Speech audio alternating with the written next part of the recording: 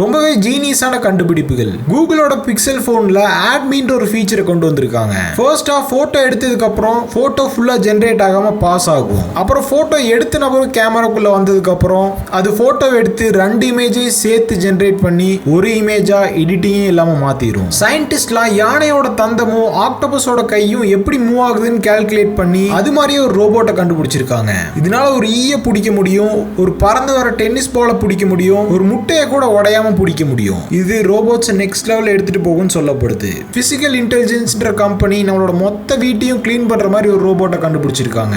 இது பெட்டை மடிச்சு வைக்கும், கீழே சிந்தி இருக்கிற கிச்சன் ஸ்பில்ஸை கூட கிளீன் பண்ணும். ஜப்பான்ல இருக்கிற சயின்டிஸ்ட்லாம் ஒரு புது டைப் ஆஃப் க்ளூவை கண்டுபிடிச்சிருக்காங்க.